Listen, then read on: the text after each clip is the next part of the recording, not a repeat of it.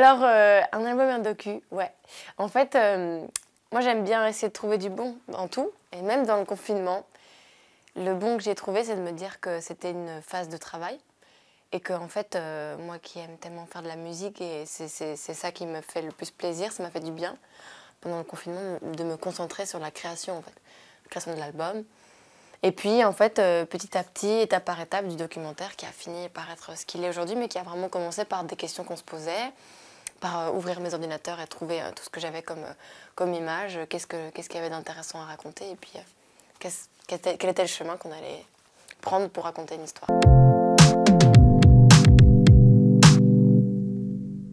Bah, en fait, quand Netflix nous a proposé de faire un documentaire, moi, j'étais pas la première à sauter sur l'occasion en me disant qu'il fallait le faire.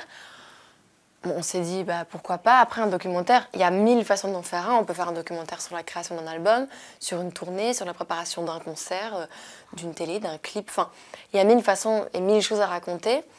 Et donc, au début, on s'est dit oui, sans trop savoir où est-ce que ça nous mènerait. Et en fait, moi, je n'avais pas trop prévu de raconter autant cette histoire-là, c'est-à-dire autant l'histoire intime et vue vraiment de l'intérieur.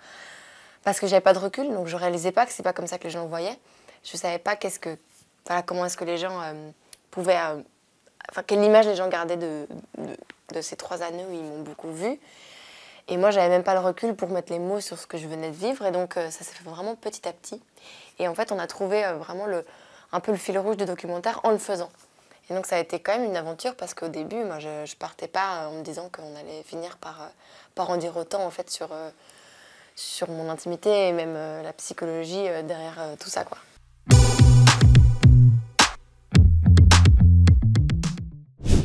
Bah, en fait, je pense que justement, ça m'a fait du bien de lâcher prise. Et ça m'a fait du bien, et je pense que ça s'est fait vraiment en faisant, enfin en se faisant. Je sais pas si ça se dit, mais j'aurais pas pu lâcher prise tout de suite si on m'avait dit, voilà, on va faire un documentaire, on va raconter ça va être les chapitres.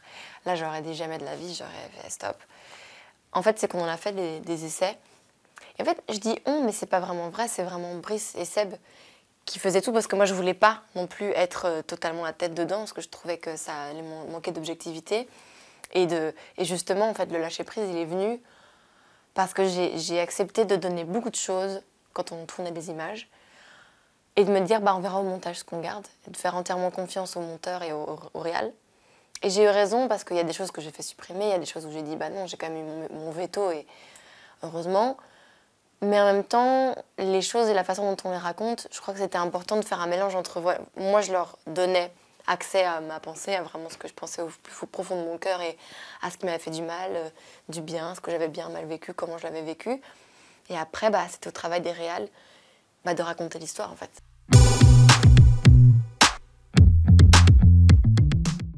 Je sais pas comment ça a été vu en France, parce que la différence entre la France et la Belgique, c'est que mes parents ne sont pas connus en France. Mais ça m'a demandé beaucoup d'efforts de pouvoir m'émanciper de ça, parce que être fille d'eux, ça veut dire plein de choses en même temps. Alors moi, j'ai entre guillemets la chance, ou je sais pas, en tout cas la particularité, que mes parents sont artistes, mais ils sont pas connus en France. Et donc du coup, déjà ça, je veux dire, je crois que ça aurait été très difficile de me faire mon chemin si mes parents étaient extrêmement connus en France et que leur nom était... Enfin voilà, moi je pense à mes propres enfants, si un jour j'en ai, s'ils veulent faire de la musique, je les plains plus que moi. Parce que je pense que la quête de la légitimité et du mérite, elle est plus difficile quand on a des parents dans le milieu, parce que bah, forcément, peut-être que le public va avoir même plus de mal à nous voir comme des êtres individuels, indépendamment de nos parents. Moi, je l'ai un petit peu vécu en Belgique, mais ce que j'ai surtout vécu, c'est à l'intérieur, en fait, parce que c'était surtout de me sentir moi légitime avec moi-même et avec ma propre conscience, et de sentir que j'avais pas à m'excuser d'être là vis-à-vis de mes parents qui avaient essayé de marcher en France, et pour qui ça a peut-être moins marché, et que moi ça marchait tout de suite. C'était même vis-à-vis de mes parents, vis-à-vis de ma famille à l'intérieur. D'ailleurs, mon père, il en parle dans le documentaire, qu'à la fin c'est lui qui est devenu le père d'eux. Je crois que ça a été tout ce chemin-là qui a été peut-être plus délicat. Et en même temps, mes parents et le métier qu'ils ont eu, il n'y a rien à faire, ça a été quand même un moteur pour moi, parce que j'ai vu mes parents sur scène, je les ai vus s'émanciper, je les ai vus être tristes, je les ai vus être joyeux, mais je les ai vus aimer leur métier. Et moi, ça a été génial. J'avais quand même même si mes parents m'ont pas mis sur scène et n'ont pas signé les contrats à ma place et n'ont pas fait les rencontres à ma place, bah, avoir mes parents sur scène toute mon enfance, il n'y a rien à faire, ça m'a donné envie, ça m'a donné aussi une sorte d'aisance sur scène et de facilité, une oreille musicale aussi, donc je leur dois évidemment tout ça.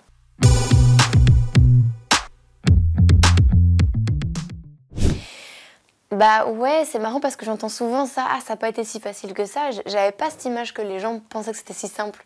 Parce que moi de l'intérieur c'était tellement le chaos, enfin il y a vraiment eu des moments de chaos parce que... Et c'est normal et c'était un beau chaos, mais chaos quand même parce que... J'imagine que quand tu as une salle comme ça qui te... Ah bah quand on a 20, 21 ans et qu'on fait des petites vidéos sur Instagram et que quelques mois plus tard on se retrouve en première partie de Damso et puis encore pas si longtemps après à faire 4 Bercy,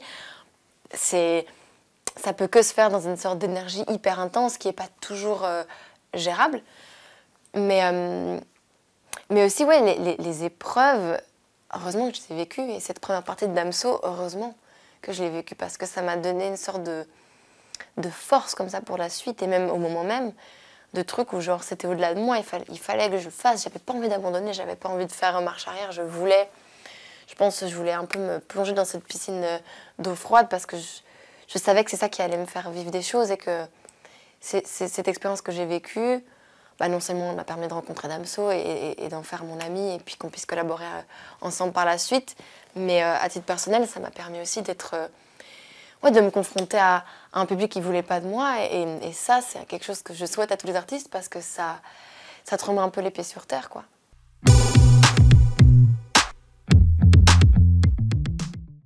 Bah, c'est un souvenir. La période, je m'en souviens comme une période difficile parce que c'était aussi la période où la loi de Murphy était sortie et que tout d'un coup, je me retrouvais vraiment projetée et que je comprenais rien à ma vie, en gros. Mais je m'en souviens aussi comme quelque chose de, je sais pas, de magique, quoi. Il y a des moments comme ça, des moments magiques que je vivais avec Sylvie, ma manageuse, qui était ma babysitter quand j'étais petite. Et on se retrouvait toutes les deux à faire le tour de la France dans des trains. Et à pas trop réaliser ce qui se passait. Puis je sais pas, des moments de vie avec Damso qui est vraiment devenu un ami, qui m'a beaucoup soutenue, qui a vu le premier concert et puis le deuxième, bah, il m'a soutenue sur les réseaux. Il était tous les soirs, hein, il avait toujours le petit mot pour un peu, je sais pas, pour un peu aussi m'aider entre guillemets en disant à son public, bah voilà, je la valide. Et il y avait un truc un peu d'être validé par Damso, c'était génial aussi. Des moments où, je sais pas, on faisait de la musique dans les loges, où on s'amusait. Enfin, il y a eu des moments fous comme ça.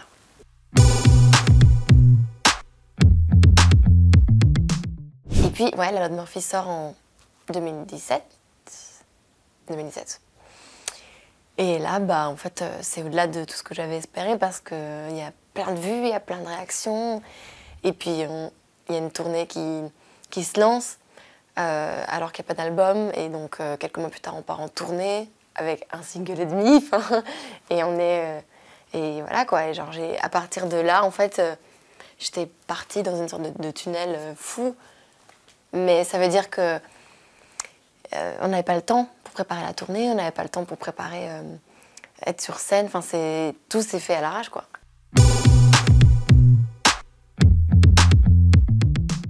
Bah, quand je dis personne n'est prêt pour ça, c'est juste que en fait, ça a beau être un rêve. C'est vraiment le rêve de comment est-ce que moi j'aurais pu rêver être chanteuse et compositrice, autrice, dans quoi je me voyais, bah, j'aurais même pas osé rêver ça. Mais c'est pas pour autant qu'on est prêt et je pense que moi ça a été très vite. Donc il y a eu la dimension rapide de devoir s'adapter à un nouveau rythme de vie. Mais même si j'avais eu le temps, en fait, finalement, on devient connu un peu du jour au lendemain parce que y a pas vraiment ça se fait pas vraiment progressivement, quoi. Et en même temps, devenir connu, c'est pas naturel, quoi. La vie d'Angèle du jour au lendemain devient quoi? Bah, en fait, ce que ça a changé, c'est sur deux façons. Enfin, d'une part, il y avait le côté travail, parce que c'était aussi de la rigueur et moi, je me mettais une énorme pression. Je voulais être à la hauteur. Et donc, c'était un agenda en fait rempli. Et c'est ça, à 21 ans, se rendre compte que c'est plus les mêmes horaires qu'aux études où on est du lundi au vendredi en cours. Non, c'est presque tous les jours. Il n'y a pas vraiment de jour de pause. c'est des horaires improbables parce que tu es en matinale le matin à 6h du mat et puis tu es en émission le soir à 22h et puis tu fais des concerts 3 fois par semaine et puis tu es dans un bus, dans un van, tu vas de gauche à droite. C'est hyper excitant, c'est génial. Moi, pour rien au monde, j'échangerais ma vie, mais par moments, évidemment que le corps humain, il a besoin de repos et donc c'est arrivé à caler des moments de repos et en même temps les moments de repos, ils sont assez rares et puis on a envie de faire plein de choses en même temps et puis voilà. Il y a un truc de réalité du day-to-day. Et ensuite, il y a le fait d'être connu. Et ça, le fait d'être connu, ça c'est, je sais pas, c'est juste imaginer qu'on n'est plus juste soi-même, on est aussi une image et il faut l'accepter, mais moi ça m'a demandé un petit temps d'adaptation quand même, avant d'être habituée à ça.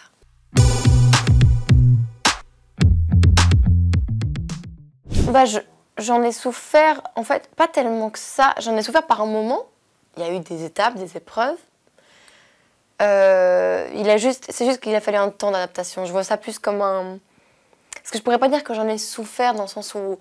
Je crois que dans chaque choix de vie, il y a des avantages et des inconvénients. Et moi, je les connais maintenant, les inconvénients. Et puis maintenant, j'ai un peu grandi aussi. Et puis j'ai pris du recul et j'ai réussi à connaître aussi mes limites, celles que je me mettais, comment est-ce que je voulais organiser ma vie mieux. J'ai aussi pris le contrôle là-dessus. Mais la célébrité, c'est juste qu'il faut s'adapter à ça, il faut s'y habituer en fait.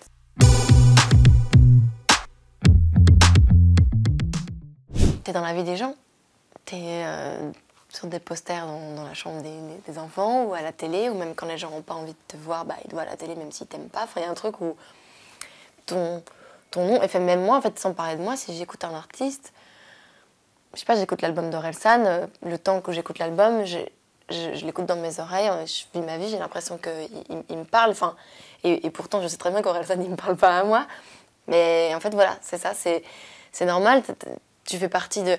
je sais pas, moi quand j'écoute des chansons, elles font partie de mes souvenirs, et il y a des chansons qui sont ma chanson préférée, c'est quelqu'un qui l'a écrite que je connais pas dans un autre pays, mais il a écrit cette chanson et ça appartient aussi à ma vie. Et donc, tu fais quelque chose qui appartient aux gens, mais c'est un pas.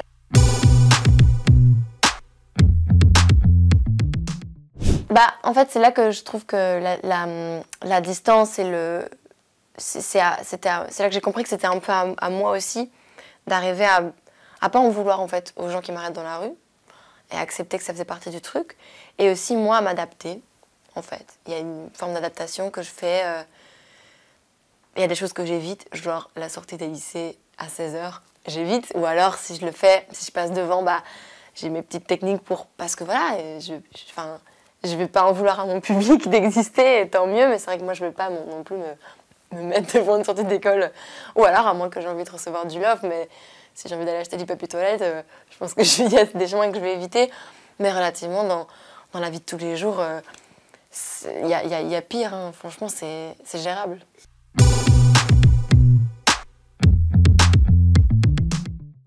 C'est une capuche. Regardez par terre, la casquette.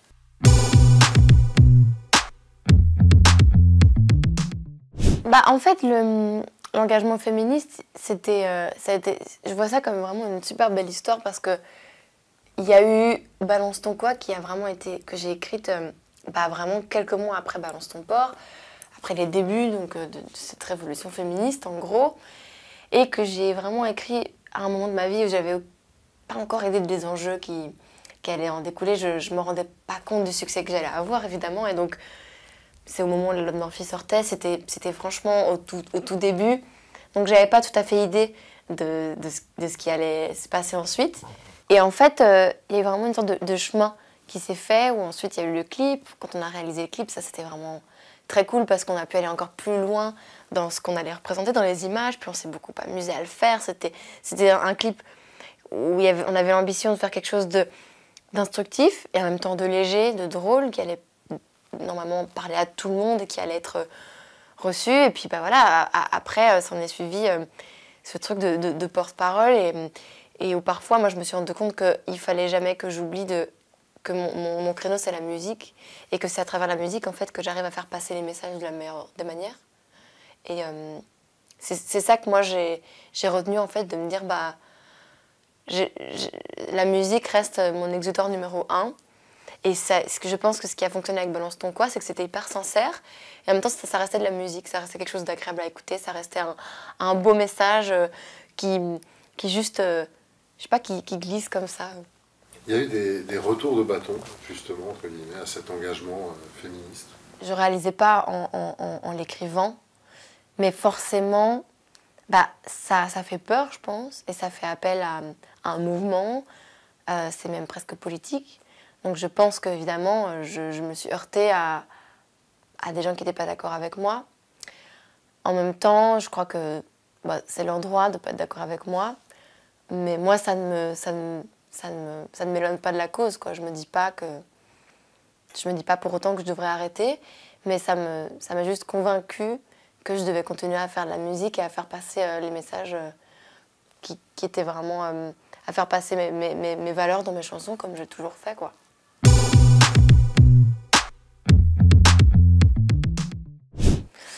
Bah, c'est peut-être le côté de la célébrité qui est le plus difficile parce que je trouve que tant que c'est dans la rue, quand les gens t'arrêtent, tant que c'est une question d'humain à humain,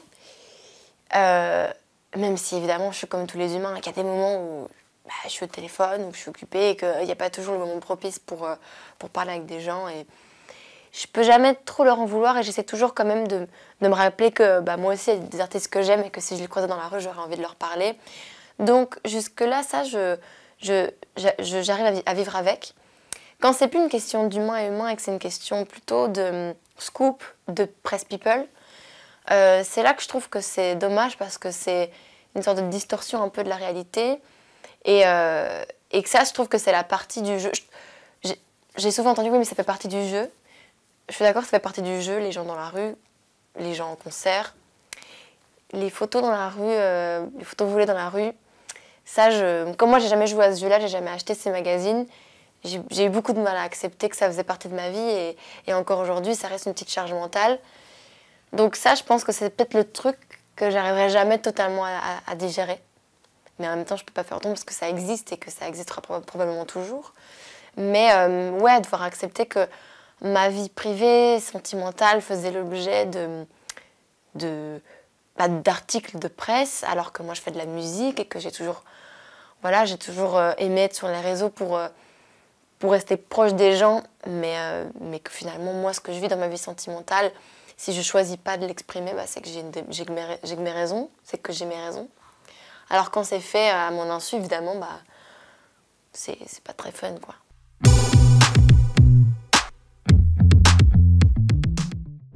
Bah, c'est sûr que moi, en plus, c'est un âge où je me construis et je me sens chanceuse finalement que ça m'arrive aujourd'hui et pas plus jeune.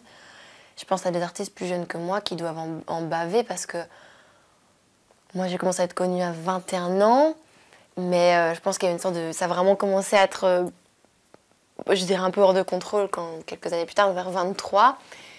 Aujourd'hui, j'en ai 26 et je le vois différemment. Je me sens beaucoup plus j'ai les épaules, les armes et puis j'ai grandi par rapport à ça. J'ai pris du recul aussi, de la distance. Je sais pas, je pense qu'une sorte de forme peut-être de sagesse qui est arrivée aussi. Je me suis dit, bah, il faut accepter, même si, voilà, des choses que j'accepte pas. Mais je suis contente de ne pas avoir vécu ça plus tôt, en fait, dans ma vie. Tout ce qui s'est passé au moment où ça s'est passé, il y avait la tournée. Donc tant qu'il y avait la tournée, bah en fait, même s'il se passait des trucs pas cool, et même en dehors de mon métier, hein, parce que dans la vie, il peut y avoir des épreuves, des hauts et des bas. En fait, les concerts, c'est une forme d'exutoire géant, en fait, parce qu'on peut chanter des chansons, on est face à un public, il y a une énergie, on reçoit de l'amour, on en donne, il y a un truc vraiment hyper organique et hyper humain que j'ai en tout cas pas trouvé ailleurs. Et donc, ce qui a été un peu bizarre, c'est qu'à la fin de ma tournée, bah, y a eu ce confinement et que le confinement a laissé peut-être une sorte de point d'interrogation sur est-ce qu'il y aura un jour des concerts à nouveau et quand et sous quelle forme. Et moi, j'ai presque fait un moment un peu un deuil des concerts en me disant bah, peut-être qu'en fait, ça n'arrivera plus, peut-être que j'ai vécu quelque chose de fou, de formidable, mais que voilà, je vais devoir voir ma musique autrement. Et en fait, c'est comme ça que je me suis concentrée entièrement sur le studio, sur la création. Et que aussi, et sur en fait, me poser les bonnes questions, prendre soin de moi, enfin essayer d'utiliser ce temps-là que j'avais en quelque chose de positif, quoi.